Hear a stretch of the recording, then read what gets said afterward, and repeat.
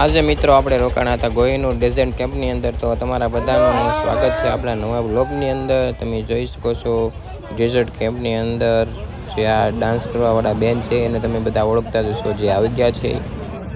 આ બેનનું નામની વાત કરીએ તો આ બેનનું નામ અન્નુ રંગીલા એવું કહે છે બધા, જે અહીંયા પરફોર્મન્સ કરશે. અહીંયા બીજા પણ જે બહેનો બધા હતા જે રાજસ્થાનનો કલ્ચરલ ડાન્સ છે જે કરીને પોતે બતાવી રહ્યા હતા. તમે જોઈ શકો છો વિડીયોની અંદર. ને અમે મસ્ત અહીંયા બેઠા હતા.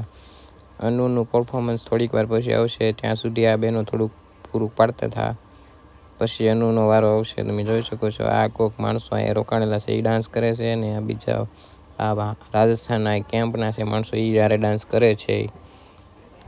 ફરીથી મિત્રો એક નવા વ્લોગની અંદર તમારા બધાનું સ્વાગત છે. આપણે રાજસ્થાન પહોંચી ગયા છીએ. જે આ મંદિરમાં ઉંદરો મિત્રો હોય છે. મંદિરની મિત્રો વાત કરીએ તો આ મંદિરને મિત્રો દેશનોકનું કરણી માતાનું મંદિર તરીકે ઓળખવામાં આવે છે, જ્યાં તમને ઢગલાબંધ ઉંદરો જોવા મળશે, જ્યાં તેમને ખોરાકને એવું નાખવામાં આવે છે.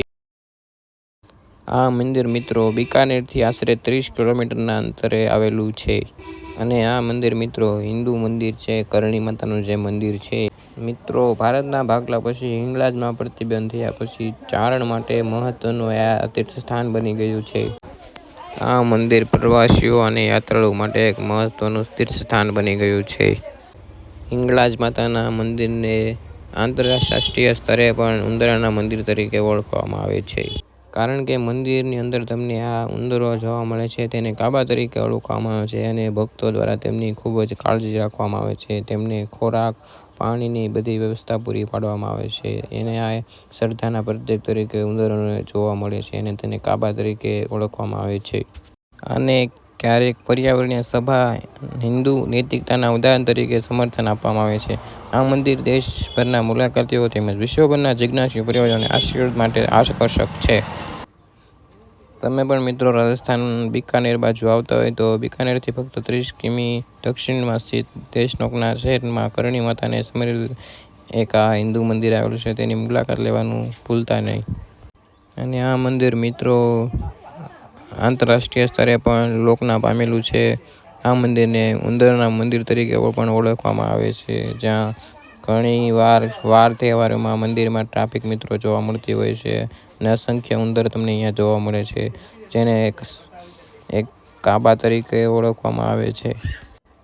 પછી મિત્રો મંદિરે આપણે દર્શન કરીને આપણે હવે નીકળી જવાનું હતું જેસલમેર કોહિનૂર ડેઝર્ટ કેમ્પની અંદર, જ્યાં અમે રાત્રિ રોકાણનું નક્કી કરેલું હતું.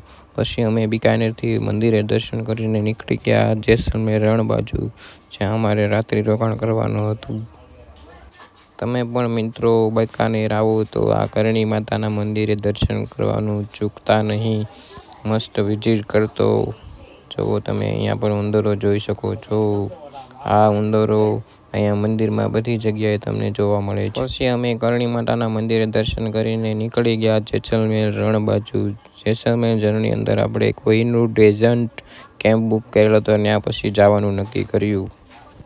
રાજસ્થાનના થાર રણમાં આવેલું જેસલમેર, જેને મિત્રો ગોલ્ડન સિટી તરીકે પણ ઓળખવામાં આવે છે, ત્યાં પીળા પથ્થરના કિલ્લાઓ, હવેલીઓ અને રણના સફારી માટે પ્રખ્યાત છે. થોડુંક અંતર મિત્રો કાપીને અમે કોહિનૂર ડેઝર્ટ કેમ્પ છે ત્યાં મિત્રો પહોંચી ગયા. પહોંચતાની સાથે તમે જોકો છો અહીં કેટલી ટ્રાફિક છે મિત્રો.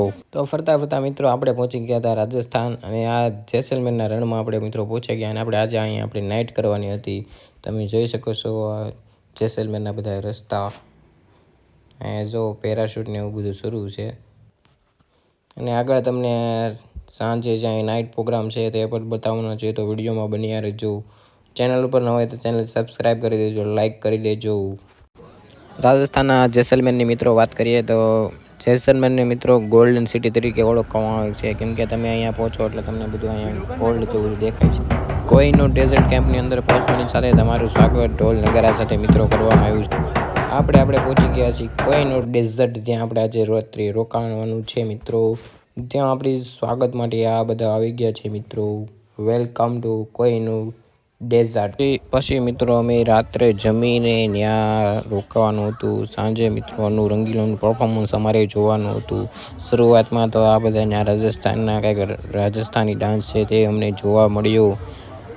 ભાડાની મિત્રો વાત કરીએ તો અમારા પર પર્સનના 1500 રૂપિયા એક વ્યક્તિને લેવામાં આવ્યા. જો આ ભાઈ જો ડોલી ગયા છે. તેમ અહીંયા તમને મિત્રો રિઝલ્ટ કેમ્પની અંદર આવો એટલે તમને આવી બધી વસ્તુ અવનવી જોવા મળે. તમે પણ આ જોવા માંગતો હોય તો એકવાર રાજસ્થાનમાં જેસલમેરમાં આવેલા ડેઝર્ટ કેમ્પ કોઈનું ડેઝર્ટ કેમ્પની મુલાકાત લેવાનું ભૂલતા નહીં. અને અનુ રંગીલી પોતાના પરફોર્મન્સ માટે મિત્રો આવી ગઈ, તમે જોઈ શકો છો. તે પણ પોતાનું પરફોર્મન્સ કરશે અને બધા લોકોને મજા કરાવશે. તમે જોઈ શકો છો અન્નુ રંગીલી સ્ટેજ ઉપર આવી ગઈ છે અને ડાન્સ કરવા મળી છે. તમે જોઈ શકો છો સાંજના પ્રોગ્રામમાં મિત્રો અહીંયા આ પ્રકારના ડાન્સ થતા હોય છે, જે દરરોજ અલગ અલગ પ્રકારના ડાન્સ તમને જોવા મળે છે. જો આ રાજસ્થાની ફ્લોક ડાન્સ છે, એવી રીતે અલ્લુ રંગીલીનો ડાન્સ પણ તમને જોવા મળી શકે છે. તમે મિત્રો ડાન્સનો નિહાળો અને પરફોર્મન્સ એન્જોય કરો. તમે પણ જેસલમેરમાં આવો તો અન્નુ રંગીલીનો જે ડેઝર્ટ કેમ્પ છે, કોઈનો ડેઝર્ટ કેમ્પ, તેની મુલાકાત લેવાનું ભૂલતા નહીં. તમે જોઈ શકો છો અન્નુ રંગીલી પોતાનું પરફોર્મન્સ કરીને લોકોને મજા કરે છે. અહીંયા મિત્રો આવો એટલે પૈસા વસૂલ તમારે થઈ જાય છે. અન્નુ રંગીલીનો ડાન્સ જોઈને જુઓ તમે, અલગ અલગ પ્રકારના તે ડાન્સ બતાવે છે અને લોકોને મજા કરાવે છે. આ બાજુ તમે આવો તો આ કેમ્પની મુલાકાત લેવાનું ભૂલતા નહીં, પૈસા તમારા વસૂલ થશે મિત્રો. તમે પણ અન્નુ રંગીલીનો પરફોર્મન્સ મિત્રો નિહાળો. બધા મિત્રો તમે જોઈ શકો છો કઈ રીતની ટ્રાફિક અહીંયા હોય છે. અન્નુ રંગીલો મિત્રો કોઈનું ડેઝર્ટ કેમ્પની અંદર આ અન્નુ રંગીલીનું નામ મિત્રો ઘણા લોકોને ખબર હશે, જાણીતું છે.